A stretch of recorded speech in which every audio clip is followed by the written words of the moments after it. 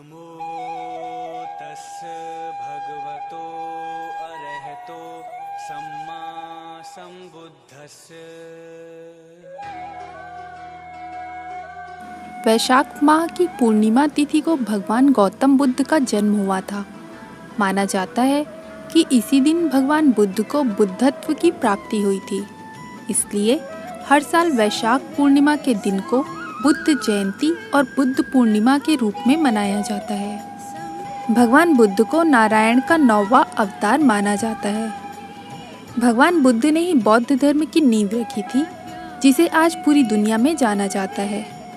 आज भारत समेत जापान, दक्षिण कोरिया, उत्तर कोरिया, चीन, Vietnam, Taiwan, Thailand, Cambodia, Hong Kong, Mongolia, Tibet, Bhutan, Myanmar और श्रीलंका आदि तमाम देशों में बौद्ध धर्म के अनुयायी रहते हैं।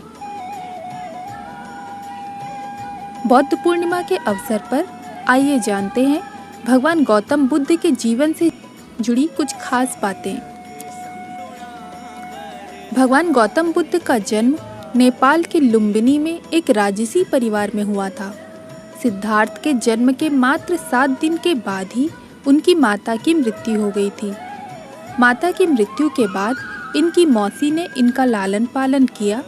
गौतम बुद्ध के बचपन का नाम सिद्धार्थ था। बुद्ध के जन्म के बाद एक असिता नामक ज्योतिषी ने भविष्यवाणी की थी कि यह बालक बड़ा होकर एक धर्मगुरु बनेगा और लोगों के कल्याण के लिए काम करेगा, सबको सत्य की राह दिखाएगा।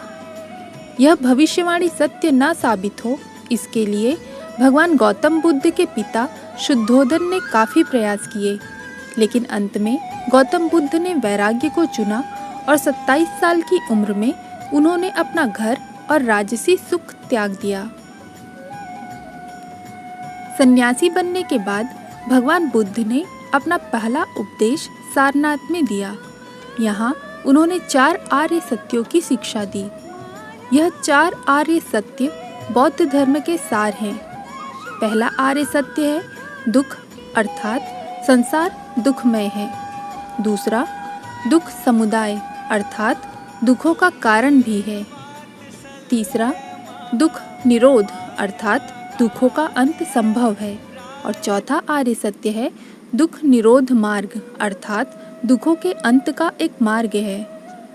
गौतम बुद्ध के मन में वैराग्य की भावना एक वृद्ध, एक रोगी, एक शव और एक सन्यासी को देखने के बाद आई थी। नगर भ्रमण के दौरान उन्होंने इन सब के बारे में अपने सारथी से पूछा तो सारथी ने बताया कि जीवन में बुढ़ापा आने पर व्यक्ति रोगी हो जाता है और रोगी होने के बाद मृत्यु को प्राप्त करता है। एक सन्यासी ही है जीवन की खोज में निकलता है। यह सुनने के बाद भगवान बुद्ध के मन में राजसी सुख छोड़कर वैराग्य धारण करने का ख्याल आया। 35 वर्ष की उम्र में सिद्धार्थ को बिहार के बोध गया में बरगद वृक्ष के नीचे बुद्धत्व की प्राप्ति हुई थी। कहा जाता है कि आज भी यह वृक्ष मौजूद है, जिसे अब बोधि वृक्ष कहा जाता है।